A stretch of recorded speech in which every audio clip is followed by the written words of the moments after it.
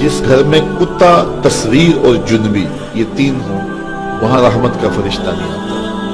کتا ہو، کسی کو غسل کی حاجت ہو اور اس کے باوجود وہ غسل نہ کرے، جنبی، اور تیسرا جو ہے وہ تصویر، جہاں یہ ہو میرے حضور نے فرمایا وہاں رحمت کا فرشتہ نہیں آتا۔ تو بعض گھروں کے اندر قد آدم کے برابر تصویریں لگی ہوئی ہوتی ہیں تو ظاہر رحمت کا فرشتہ تو نہیں آئے گا۔ اور پھر یہ تصویر کسی تقدس مآب ہستی کی ہی کیوں نہ ہو تو پھر بھی اس سے گریز کرنے کا کہا گیا ہے۔ اور آج ہمارے گھروں کے اندر سکرین کے اوپر جو تصویریں چل رہی ہوتی ہیں اور جو مختلف چینلز کے اوپر چل رہا ہوتا ہے تو پھر ہم کہتے ہیں کہ پتہ نہیں برکت کہاں اڑ گئی۔ میاں رحمت کے فرشتے تمہارے گھر میں کبھی آئے نہیں تو پھر برکت کہاں سے آئے؟ پہلے مال تھوڑا ہوتا تھا، پیسے لوگوں کے پاس اتنے نہیں ہوتے تھے، 100 روپے کا منہ کوئی دیکھتا تھا، لوگ پیدل سفر کرتے تھے۔ میں ایک دیہات کا رہنے والا ہوں، سارے لوگ پیدل شہر میں آتے تھے، لوگوں کے پاس دو سے زیادہ جوڑے نہیں ہوتے تھے، اچھا جوتا کسی کے پاس نہیں ہوتا تھا، شادیوں سے بڑے بھائی کا جوتا، چھوٹے بھائی کا جوتا، ایک دوسرے کے جوتے مانگ کے لوگ لے کے جایا کرتے تھے۔ اسکول کے بچوں کے پاس بہت ساری مائیں تو کچھ کھانے کے لیے دے دیتی تھی کہ یہ دوپہر کو کھا لینا، اور خرچی بھی بڑی معمولی سے ملتی تھی۔ اور آج ہر بچہ 200-300 روپے کا بیلنس روز جو ہے وہ موبائل پہ خرچ کرتا ہے، موٹر سائیکل کا جو ہے وہ تیل الگ خرچ کرتا ہے، اور جو اس کی جیبیں بھری ہوئی ہوتی ہیں، اور اتنا کچھ ہونے کے باوجود برکت نہیں ہے۔ برکت جو ہے وہ پیسوں سے نہیں آتی، جب رحمت کے فرشتے آتے ہیں برکتیں لے کے آتے ہیں۔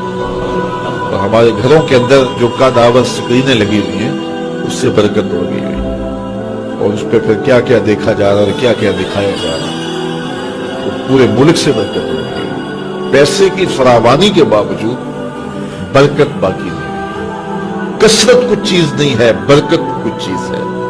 تو اللہ سے کثرت کی بجائے برکت مانگو۔ جب برکت مانگو گے تو تھوڑے میں بھی اللہ تمہیں وہ سکون اور طمانینت قلب عطا کر دے گا جو زیادہ والوں کو بھی نصیب نہیں ہوتا۔ تو اصل مقصود تو طمانینت ہے۔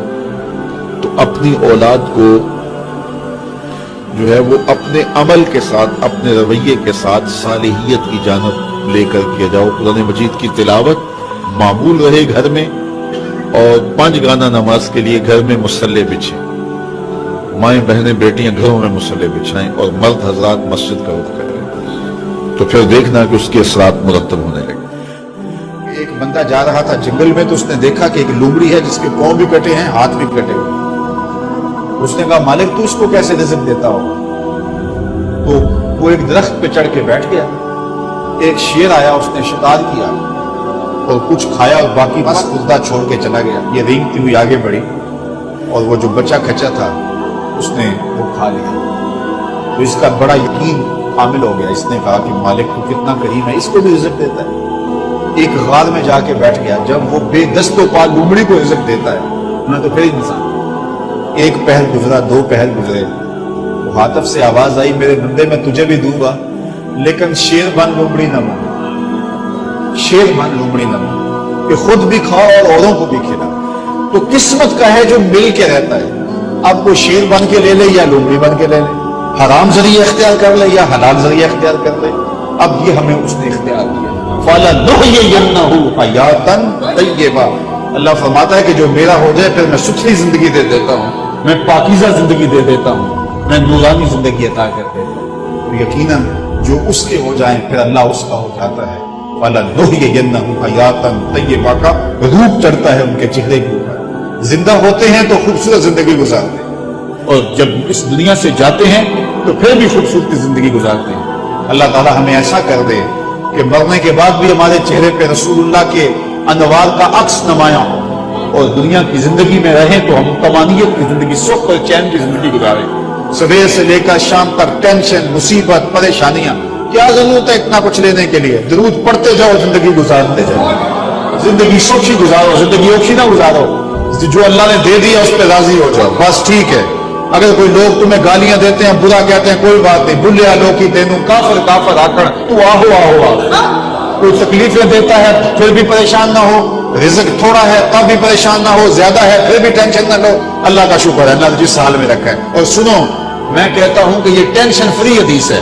حضرت علی المرتضیٰ فرماتے ہیں جو اللہ کے دیے گئے تھوڑے رزق پہ راضی ہو گیا، اللہ قیامت کے دن اس کے تھوڑے عملوں پہ راضی ہو گیا۔ جو اللہ کے دیے تھوڑے رزق پہ راضی ہو گیا، اللہ قیامت کے دن اس کے تھوڑے عملوں پہ راضی ہو گیا۔ تو خوش نصیب ہیں وہ لوگ جو اپنی زندگی کو اللہ کی رضا میں گزارتے ہیں اور اپنی آخرت کو بھی اس کی رضا کے سائے میں لے جاتے ہیں۔ اللہ تعالیٰ مجھے آپ کو اپنی رحمتوں کے سائے میں رکھے، دنیا آخرت کی بہاریں نصیب فرمائے۔